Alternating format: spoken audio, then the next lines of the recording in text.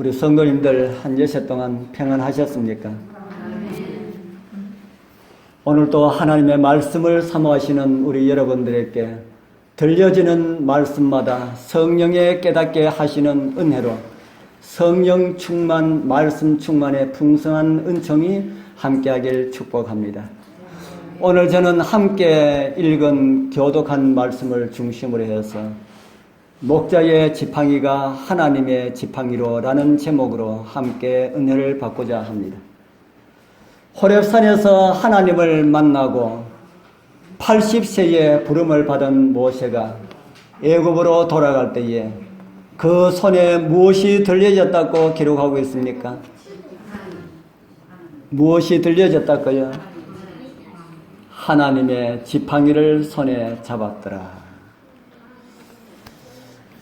모세가 잡았다고 하는 이 하나님의 지팡이는 정말 대단한 위력을 발휘하였습니다.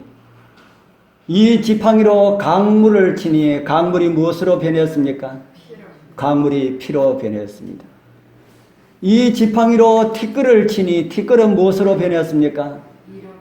티끌은 이로 변했습니다. 이 지팡이로 바다를 가리키니까 바다는 어떻게 되었습니까? 바다는 갈라지는 것으로 반응을 했습니다. 이 지팡이로 반석을 치니까 반석에서는 무엇이 나왔습니까? 반석에서는 물이 나왔습니다. 이만하면은 대단한 지팡이입니까? 전 이 지팡이를 설명하면서 이 지팡이, 모세의 지팡이를 생각하면서 우리나라 옛날 이야기 가운데 등장하는 도깨비 방망이가 곧잘 생각이 나서 그런 이야기를 곧잘 합니다. 혹부리 할아버지가 하루는 산에 가서 나무를 하다가 해가 져서 길을 잃고 헤매다가 어느 집에 들어갔는데 그 집이 도깨비들이 사는 그런 집이었다. 도깨비들에게 잡혀서 이야기를 해주면 해치지 않는다고 하니까 이야기를 해주었는데 이야기를 한 개, 두 개 해준 것이 아니고 우리 여러분들 기억에는 몇 개 정도 해줬다고 기억이 납니까? 밤새도록 이야기를 해줬다. 밤새도록 그 재미나는 이야기를 들은 이 도깨비들이 할아버지 그 이야기가 도대체 어디서 나옵니까? 어디서 그런 이야기가, 그런 이야기 보따리가 있습니까? 라고 물으니까 이 혹부리 영감이 난처한 질문을 받고 언뜻 생각나는 것이 혹이 생각이 났습니다. 이 혹에서 그 이야기가 나온다. 그러니까 도깨비들이 하는 말이 할아버지 그 혹하고 이 도깨비 방망하고 바꿉시다. 그래서 이 혹부리가 평생 달고 다니던 그 거추한스러운 혹을 띄주고 그 대신에 도깨비 방망이를 얻었다라고 하는 그런 이야기가 우리 혹부리 영감의 그 이야기 가운데 있습니다. 도깨비 방망이로 뭘 하는 이야기를 들었습니까? 도깨비 방망이로 치면서 뚝딱 하고 금 나오느라 뚝딱 하면은 금이 나오고 밥 나오느라 뚝딱 하면은 밥이 나오고 또 우리 선율이 가지고 놀기를 좋아하는 장난감 나오느라 뚝딱 하면은 장난감이 툭 튀어나오고 이런 방망이 우리 여러분들도 하나 있었으면 좋겠습니까? 나 그런 방망이 필요 없다. 이 방망이 있었으면 좋겠다 하신 분은 우리 손을 한번 들어볼까요? 그러면은 또 속내다 보이는 일이 될까봐 손 드는 것은 하지 않겠습니다. 어쩌면은 우리는 이 세상에 살면서 또 다른 어떤 도깨비 방망이를 얻으려고 살아가고 있는지도 모릅니다. 우리 여러분들은 그 도깨비 방망이하고 오늘 성경에 나오는 모세의 지팡이하고 두 개를 두고 어느 것을 원합니까? 원하는 대로 가져가라 하면은 여러분들은 무엇을 가져가시겠습니까? 우리 성도님들이기 때문에 다 모세의 지팡이 그렇게 이야기하실 건데 세상에 나가서 저 밖에 있는 다른 사람한테 물어보면은 뭘 원할까요? 뭐 강치니까 피 안 돼도 좋아요. 뭐 하면 좋아요? 뚝딱하고 나오느라 하면은 나오는 게 세상 사람들은 다 좋아합니다. 그런데 하나는 믿을 수 없는 옛날 이야기고 하나는 성경에 나오는 진실된 이야기이다. 그러니까 도깨비 방망이는 없는 거고 모세의 지팡이는 어떤 거고요? 있는 거고. 그러니까 어떤 것이 현실적이라는 말입니까? 모세의 지팡이, 하나님의 지팡이가 현실적인 것이다. 그래서 우리도 모세가 잡았던 하나님의 지팡이를 가질 수가 있다. 도깨비 방망이는 몰라도 우리가 모세가 잡았던 그런 하나님의 지팡이를 오늘 우리들도 가질 수가 있다. 오늘 이곳에 참여한 우리 모든 분들이 다 그런 하나님의 지팡이를 오늘 하나씩 가지시고 돌아가게 되길 바랍니다. 그리고 그 지팡이를 가지고 모세처럼 이기는, 승리하는 믿음의 생활들이 다 되시길 축복합니다. 믿지 못하시는 분들은 가질 수가 없습니다. 어떻게 모세가 가졌던 그 지팡이를 내가 가질 수 있겠어? 이렇게 하면은 평생 못 가집니다. 어떻게 하면 가질 수 있을까요? 나도 가질 수가 있다. 우리 성도님들 다 그렇게 생각하게 되길 바랍니다. 한번 따라해 볼까요? 나도 가질 수가 있다. 나도 가질 수가 있다. 아멘. 예, 우리 성도님들, 우리 하나님께서 우리에게 주신 그 모세의 지팡이 다 가질 수가 있습니다. 하나님의 허락을 믿고 나의 것으로 주장하신다면은 오늘 여러분들은 모세에게 주셨던 하나님의 그 지팡이를 다 얻으실 수가 있는 그런 은혜를 발견하게 될 것입니다. 믿은 분들은 다 가지게 될 것입니다. 그럼 어떻게 하면은 그것을 얻을 수가 있을까? 이제 모세를 통하여서 어떻게 그 지팡이를 손에 넣을 수가 있었는지를 우리 살펴보면서 우리도 얻을 수가 있는 그런 것들을 발견했으면 좋겠습니다. 먼저 드릴 말씀은 하나님을 만남으로 가능하다. 모세 지팡이 얻으려면은 하나님의 지팡이를 우리 손에 넣으려면은 제일 먼저 어떻게 해야 된달까요? 하나님을 만나라. 하나님을 만남으로 가능하다. 가시떨기 나무에서 불을 통해 나타나신 하나님을 만난 것이 그 첫 번째 비결이다 하는 말입니다. 우리가 자주 찾는 말씀이지만은 다시 출애굽기 3장에 있는 말씀을 보겠습니다. 좀 길지만은 우리 같이 한번 읽어보겠습니다. 여호와의 사자가 시작. 여호와의 사자가 떨기나무 불꽃 가운데서 그에게 나타나시니라. 그가 보니 떨기나무에 불이 붙었으나 사라지지 아니하는지라. 이에 가로되 내가 돌이켜 가서 이 큰 광경을 보리라. 떨기나무가 어찌하여 타지 아니하는고 하는 동시에 여호와께서 그가 보렸고 돌이켜 오는 것을 보신지라. 하나님이 떨기나무 가운데서 그를 불러 가로사대 모세야 모세야 하시매 그가 가로되 내가 여기 있나이다. 아멘. 모세는 이 큰 광경을 보리라 그렇게 말합니다. 정말 엄청나게 큰 광경을 보았습니까? 어떤 광경을 본데 큰 광경이라 그럽니까? 가시나무에 불이 붙었다. 쉽게 말하면은 산에 뭐가 났다는 말입니까? 산에 불 났다. 산에 불 났는 것이 큰 광경입니까? 그것도 큰 광경이죠. 그런데 모세가 말하는 이 큰 광경은 불이 붙었는데 떨기나무가 어떤 나무입니까? 떨기나무는 이 덩불 이렇게 있는 이런 나무지요. 이런 나무에 가을에 낙엽이 졌다면은 낙엽이 가을에 겨울에 말라 있다면은 불이 붙으면 더 잘 타겠지요. 불이 붙으면은 나무는 불이 붙으면 어떻게 됩니까?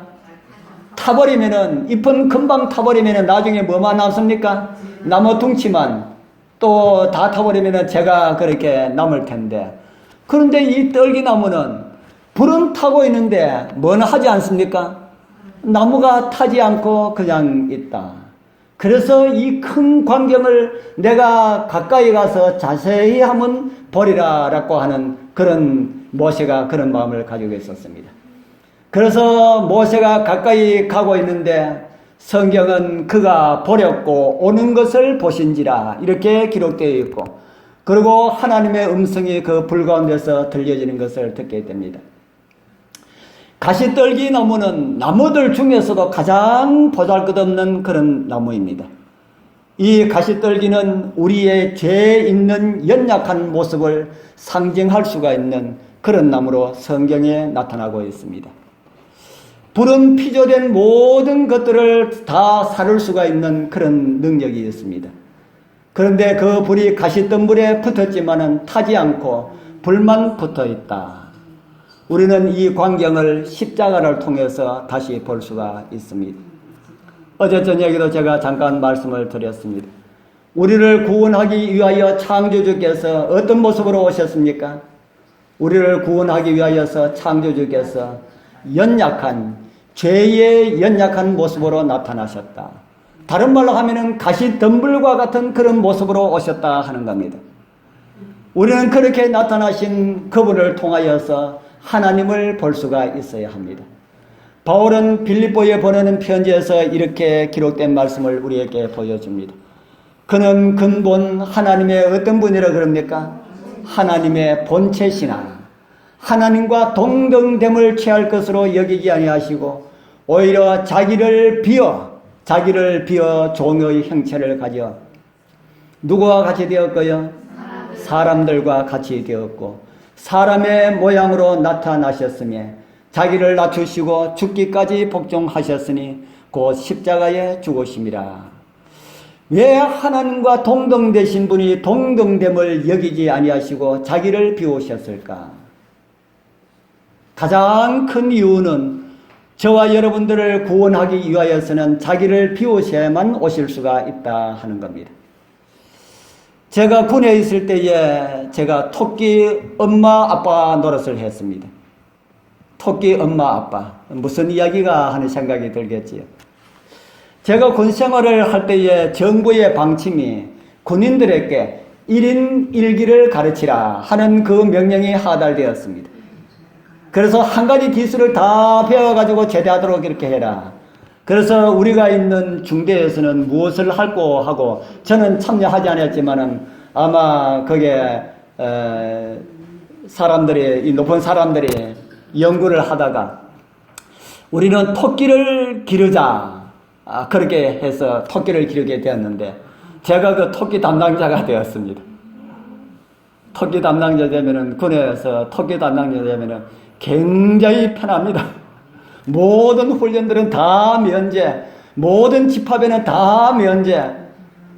그것뿐 아니라 내가 어떤 사람 필요합니다라고 하면은 그 사람들을 차출해서 쓸 수가 있고 참 굉장히 편하게 그렇게 있었습니다. 제가 몸이 약하다 보니까 그런 데로만 이렇게 많이 보내주시더라고요. 그래서 하루는 이 토끼 밥 주려고 토끼가 한 몇백 마리 정도 되었습니다. 그는 또 다 관리하려고 그러면 그것도 애먹고 힘들지요. 그래서 토끼를 이제 밥 주려고 가다 보니까 조그마한 토끼 한 마리가 밖에 나와가지고 저 산비탈로 이렇게 막 가고 있는 것이 보였습니다. 그런데 제 눈에 그 토끼만 보이는 것이 아니고 그 뒤에 개 한 마리가 보였어요. 아, 이거 토끼는 이제 어떻게 될 운명입니까? 아, 저놈은 죽었구나.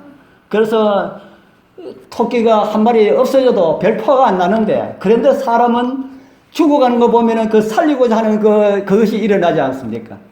운전하는 사람은 운전 참을 가다 앞에 개구리가 한 마리 뛰어가도 그거 치우고 갑니까? 그거 비키고 갑니까? 운전하는 사람은 그거 다 비키고, 그 사람의 본능입니다. 그 제가 그 개 있는 거 보고 얼마나 뛰어가는지 모릅니다. 뭐 그렇게 뛰어가서 토끼를 딱 잡았어요. 개 입에 들어가기 전에 제가 토끼를 딱 잡았어요. 그래서 가본숨을 놓으시고, 아이고 이놈아, 네가 내 없으면 너는 오늘 죽었다. 난 그때 예수님이 돼서 잘 모를 때입니다. 내가 오늘 너의 구원자가 되었다 하고 그놈을 데려다가 울 안에 넣어놨는데, 울 안에 들어가서도 여름에 팔팔 떨고 있어요. 그 큰 토끼들은 내가 들어가면은 토끼 부르기가 힘들어가지고 종을 하나 달아놓고 종 땅땅 치면 토끼들이 우르르 모여옵니다.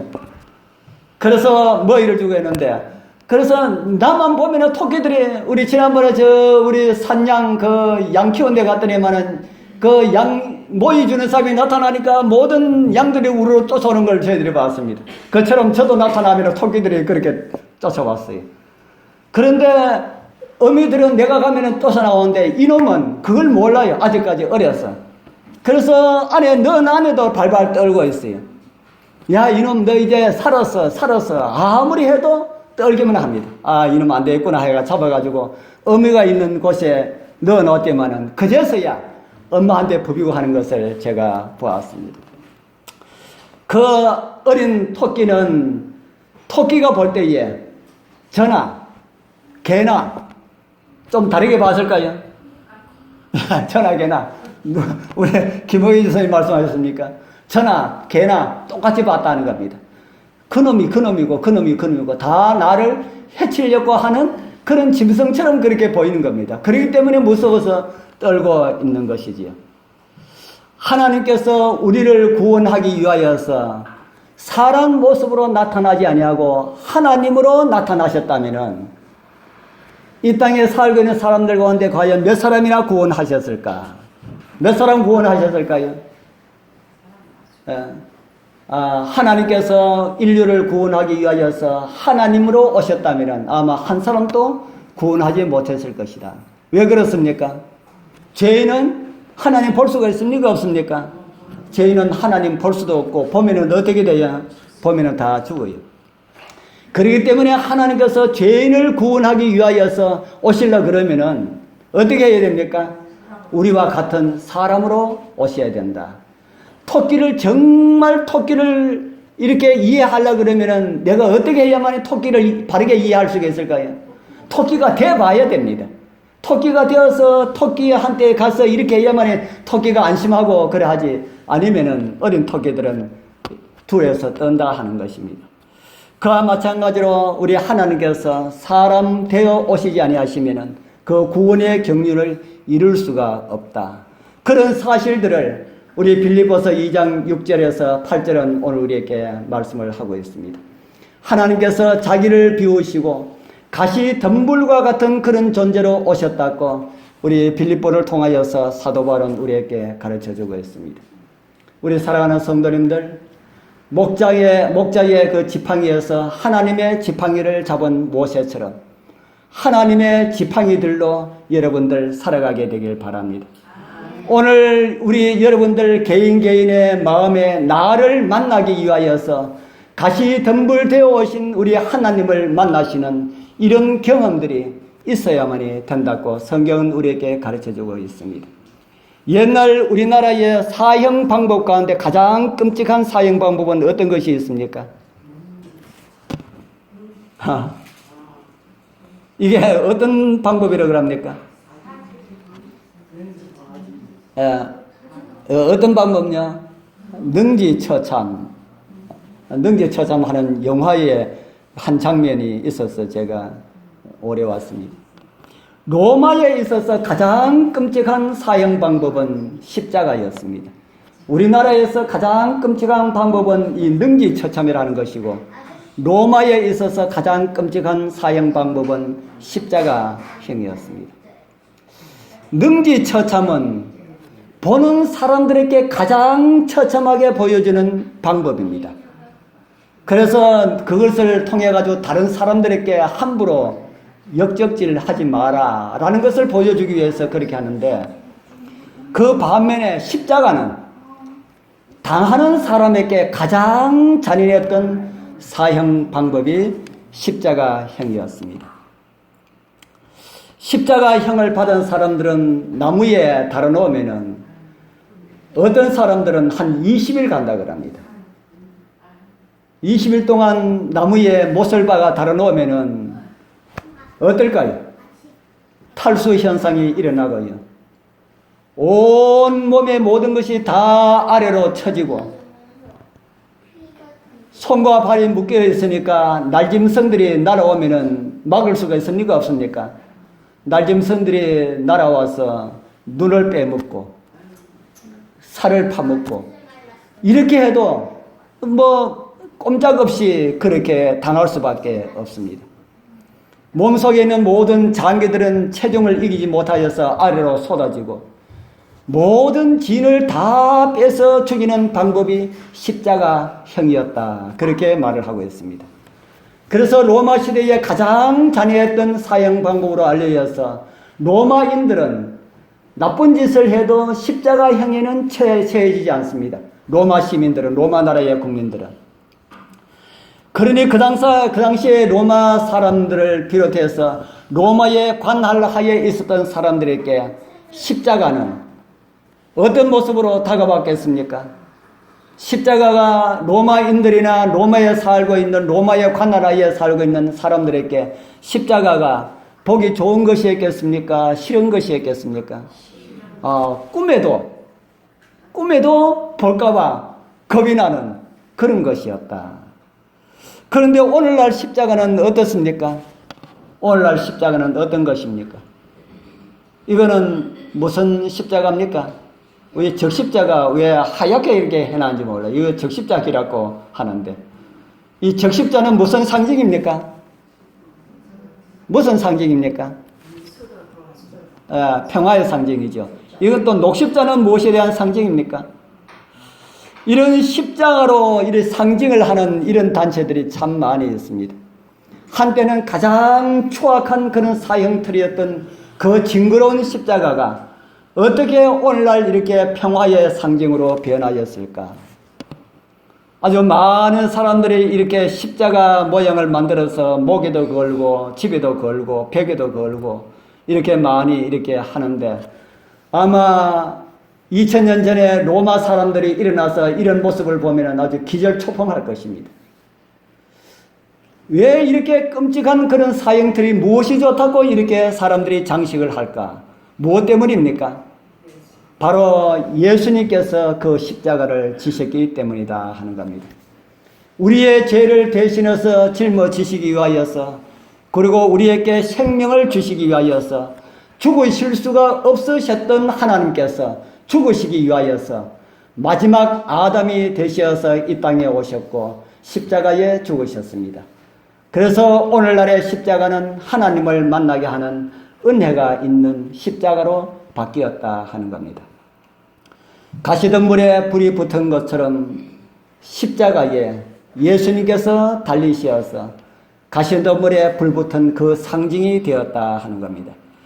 그래서 그런지 수많은 찬미가에도 보면은 십자가를 차면은 그런 노래들이 많이 있습니다. 그 중에 환희 크루스비라고 하는 분이 작사한 십자가로 가까이는 우리를 하나님의 영광으로 인도하는 아름다운 찬송이 되었습니다. 십자가로 가까이 나를 이끄시고 거기 흘린 보혈로 정케하옵소서. 십자가 십자가 무한 영광일세.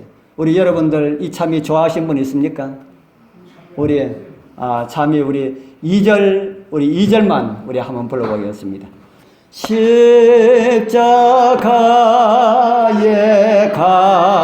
가까이 내가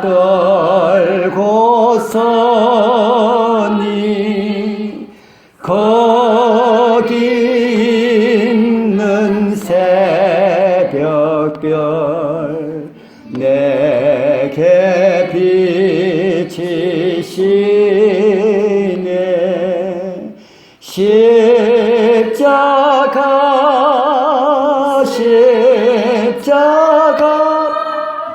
무한 영광일세.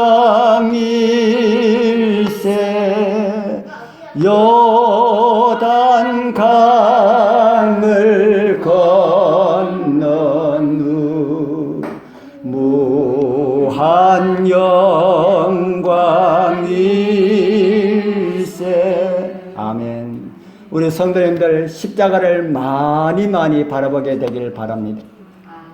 많이 바라본다는 것은 무엇을 말하는 것일까요?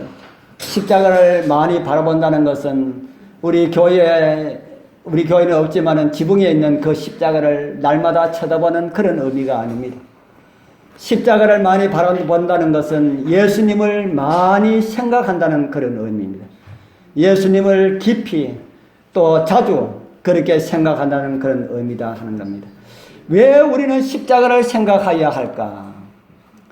누구든지 십자가를 바라보도록 인도함을 받는다면, 그리고 그들이 십자가에 못 박히신 구주를 충분히 바라볼 수가 있다면, 그들은 하나님의 동정과 죄의 흉악함의 깊이를 깨닫게 될 것임을 성경은 우리들에게 가르쳐주고 있습니다. 예수 그리스도의 죽음은 인류에 대한 하나님의 놀라운 사랑을 입증하는 것이다 하는 겁니다. 말만이 아닌 행동으로 보여주신 사랑의 증거입니다. 십자가, 그것은 우리의 구원의 보증이라고 할 수가 있습니다. 그래서 그리스도인들에게서 십자가를 제거하는 것은 하늘에서 태양을 없애는 것과 같은 것이다 하는 겁니다. 그래서 사단은 그것을 알기 때문에 이 마지막 때에 많은 곳에서 십자가를 없애기 위한 그런 운동도 많이 벌이고 있는 것을 보게 됩니다. 십자가를 바라보는 사람들은 십자가는 우리를 하나님께로 가까이 인도할 뿐 아니라 우리를 하나님과 화목하게 해주는 그런 능력을 보게 될 것입니다. 그래서 우리 성도님들, 주님 주신 십자가를 자주 많이 바라보게 되길 바랍니다. 십자가는 하늘 아버지의 무한한 사랑과 청량할 수 없는 자비에 대한 영구적인 보증임을 느끼게 될 것입니다. 모세가 만난 불탄 떨기나무가 하늘과 땅이 만난 장소가 되었던 것처럼 십자가는 하늘과 땅이 만난 그런 장소라 하는 것입니다. 하나님의 불이 가장 연약한 사람들에게 붙어서 사로워지지 않는 그 불로 그 영광을 보게 해주는 것이 바로 십자가입니다. 하나님께서 사랑하시는 우리 귀한 성도님들, 십자가를 많이 생각하심으로 십자가에서 흘러나오는 그 빛을 통하여서 하나님을 만나는 그런 은총이 함께하기를 축복합니다. 이제 두 번째 우리 또 하나 들을 말씀은 하나님의 지팡이를 잡기 위하여라는 말씀의 제목을 준비했습니다. 출애굽기 4장 2절에서 이런 말씀을 우리에게 주고 있습니다. 여호와께서 그에게 이르시되 내 손에 있는 것이 무엇이냐? 그가 가로되 지팡이니이다. 이때까지 누구의 지팡이입니까? 이때까지는 아직까지 모세의 지팡이입니다. 이제 출애굽기 4장 3절에 우리 여호와께서 가라사대 그것을 어떻게 하라 그럽니까? 그것을 땅에 던지라. 던지니까 그것이 뭐가 되었습니까? 뱀이 되었다. 그는 40년 동안 한 번도 목자의 지팡이를 던진 일은 없었을 것이다 하는 생각이 듭니다. 목자의 지팡이를 던진다는 것은 목자의 업을 포기하는 것과 같았기 때문이다 하는 겁니다. 우리도 일을 할 때 던져버려 하는 이런 말을 많이 하지요. 그러나 이 모세는 40년 동안 한 번도 던진 일이 없던 그 목자의 지팡이를 하나님의 명령에 따라서 던졌습니다. 그런데 뱀이 되었다고 성경에 기록을 하고 있는데 왜 하필 뱀이 되었을까? 그래서 성경에 보니까 모세가 그 뱀 앞에서 어떻게 했다 그럽니까? 모세가 뱀 앞에서 피했다. 자기가 던진 그 지팡이가 뱀이 되는데 그 뱀을 피하였다. 왜 뱀이 되게 하셔서 모세가 피할 수가 있는 그런 위험을 느끼도록 하셨을까? 던지니까 뱀이 되지 말고 성령을 상징하는 비둘기가 되었으면 모세가 보기도 좋았을 텐데 왜 뱀이 되도록 하셨을까? 전 이 말씀을 읽으면서 이것이 무엇을 상징할까 하고 깊이 묵상하였습니다. 그때 떠오른 것은 뱀은 무엇을 상징합니까? 뱀은 사단을 상징한다 하는 것이 생각이 났습니다. 그리고 하와를 속인 것이 바로 뱀이었다라는 말씀이 생각이 났습니다. 그래서 느낀 것은 세상에 속한 것은 내 손에 있을 때에는 나의 것인 줄 알았는데 내 손에서 떠나면은 오히려 나에게 해를 줄 수가 있는 것이구나 라고 하는 이런 것을 생각하게 되었습니다. 그러한 이해가 바른 성경적인 이해인지는 몰라도 그런 생각이 들었습니다.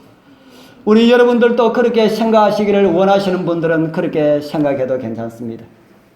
그러면은 하나님의 지팡이가 훨씬 더 가깝게 나에게 다가오는 것을 보게 될 것입니다. 우리 사랑하는 성도님들, 세상은 좋지만은 세상을 너무 사랑하게 되지 말기를 바랍니다. 세상에 살아가는 것도 좋지만은 세상을 너무 사랑하다 보면은 세상에 우리가 동요되어서 세상에 묻히게 된다 하는 것입니다. 세상이 좋아도 나의 마음을 다 주지 말라는 그런 말씀입니다. 세상에 묻혀서 세상과 함께 살다 보면은 결국 그 세상의 사랑도 나에게 해를 줄 수가 있는 뱀이 될 수가 있다는 사실을 우리 성도님들 잊지 말기를 바랍니다. 한 분은 한 부자 청년이 예수님께 왔습니다. 그리고 질문을 합니다. 내가 무슨 선한 일을 하여야 영생을 얻으리까? 이렇게 물었습니다. 그때 주님께서 이런 대답을 하셨지요. 마태복음 19장 17절 같이 읽어보겠습니다. 예수께서 시작. 예수께서 가라사대 어찌하여 선한 일을 내게 묻느냐? 선한 일은 오직 한 분이시니라. 내가 생명에 들어가려면 계명을 지키라. 이렇게 하니까 그 부자 청년이 어떤 대답을 했습니까? 가로되 어느 계명입니까? 이렇게 먼저 물었죠. 그러니까 예수님께서 말씀하시기를 예수께서 가라사대 살인하지 말라, 간음하지 말라, 도둑질하지 말라, 거짓 증거하지 말라, 내 부모를 공경하라, 내 이웃을 내 몸과 같이 사랑하라 하신 것이다. 이렇게 하니까 우리 이 부자 청년이 뭐라 그랬습니까? 이거 제가 다 지켜도 오던 겁니다. 이렇게 이야기했어요. 제가 그제 중국 우리 구두자를 만나서 하나님의 계명을 가르쳤습니다. 하나님 계명을 가르치면서 이거 우리 지켜야 된다 하니까 첫 번째 나오는 계명은 몰라도 두 번째 나오는 계명을 쭉 이렇게 보고 한참 생각하더만 저 이거 다 지키고 있습니다. 그렇게 이야기해요. 두 번째 계명은 바른 삶을 살아가는 사람들은 거의 다 지키고 있습니다. 지금까지만 지키고 있을 뿐 아니라 앞으로도 평생 죽을 때까지 지켜야 됩니다 하니까 그렇게 지키겠습니다. 그렇게 이야기해요. 이곳의 부자 청년도 제가 어려서부터 다 지켜오던 것입니다. 그렇게 이야기하니까 우리 예수님께서 들으시니까 듣기가 좋았습니까? 그거 어떻게 지킵니까? 이렇게 하는 것보다 제가 다 지키고 있습니다 라고 하는 것을 들을 때는 저도 기뻤습니다. 우리 예수님께서 얼마나 기뻐하실까요? 그러나 중심을 보시는 주님께서 모세에게 하셨던 그 같은 말씀을 하셨습니다. 지팡이를 던지라 라는 말씀을 이 청년에게도 하셨다라는 말입니다. 마태복음 19장 21절 또 같이 읽어보겠습니다. 예수께서 시작. 예수께서 가라사대 내가 온전하고자 할진대 가서 내 소유를 팔아 가난한 자들을 주라. 그리하면 하늘에서 보화가 내게 있으리라. 그리고 와서 나를 쫓아라 하시니 그 소리를 들은 청년은 또 어떻게 하였다 합니까? 그 청년이 무엇이 많은 거로요? 재물이 많은 거로 이 말씀을 듣고 어떻게 하면서 갔어요? 근심하면서 갔다. 재물 많은 것이 이때는 덕이 됩니까? 손해됩니까? 이때는 손해가 됩니다. 그래서 여러분들 재물 많은 거 좋아하지 말기를 바랍니다. 그 재물 때문에 잘못하면은 우리도 어떻게 될 수가 있어요? 재물이 없으면은 이 청년이 그런 말 할 때에 내 가진 것을 다 팔아 가난한 자들에게 주라 했는데 가만히 들어보니까 팔 게 없는 거라. 예수님 저 팔 게 없습니다 하면은 그냥 나를 쫓아라 하면은 그냥 예수님 따르면 될 것 아닙니까? 그런데 이 청년이 재물이 많아가지고 가만히 보니까 재물 팔고 내가 어떻게 평생 살고 생각하니까 자기의 삶이 걱정되어서 예수님 따르는 데서 돌이켜서 재물을 따라갔다라는 그런 말씀입니다. 이 청년은 무엇을 보지 못했습니까? 하나님의 지팡이를 보지 못했다 하는 겁니다. 그거 다 던지고 난 다음에 나를 따라오느라 따라가면은 하나님의 지팡이를 하나님께서 주시려고 하는데 이 청년은 그렇게 보지 못했다 하는 겁니다. 아마 그 청년이 그때 지팡이를 버리고 예수님을 쫓았다면은 그 당시에는 고난과 투옥과 심지어 순교장에 가는 일들이 있었을지 모르지만은 그의 이름이 성경에 얼마나 아름답게 그렇게 기록되었겠습니까? 그러나 그는 지팡이를 던지라는 말씀에 가지고 있는 지팡이가 너무 값진 그런 지팡이였기 때문에 던지지를 못하고 돌아가고 말았습니다. 그리고 그는 오래 갈 줄 알았던, 영원할 줄 알았던 한 생의 삶은 이미 오래전에 옛날에 있었던 그런 일이 되었습니다. 그 후에 또 다른 청년한테 하나님께서 던지라는 이런 요청을 했을 때에 그 청년은 과감하게 그것을 던졌습니다. 그런 기록을 성경은 이렇게 우리에게 보여주고 있습니다. 빌립보서 3장 7절에서 9절에 있는 말씀, 좀 길지만은 우리 같이 읽어보겠습니다. 그러나 시작. 그러나 무엇이든지 내게 유익하던 것을 내가 그리스도를 위하여 다 해로 여길 뿐더러 또한 모든 것을 해로 여김은 내 주 그리스도 예수를 아는 지식이 가장 고상함을 인나니라. 내가 그를 위하여 모든 것을 잃어버리고 배설물로 여김은 그리스도를 얻고 그 안에서 발견되려 하리니 내가 가진 의는 율법에서 난 것이 아니요 그리스도를 믿음으로 말미암는 것이니 곧 믿음으로 하나님께서 난 의라. 아멘. 이 말씀을 기록한 사람이 누굽니까? 이 말씀을 기록한 사람이 누굽니까? 예, 바울이지요. 바울이 어떤 사람입니까? 바울은 하나님의 백성들을 잡아 넘기기 위하여서 어디로 가고 있었습니까? 다메섹으로 가다가 가는 도상에서 주님을 만났습니다.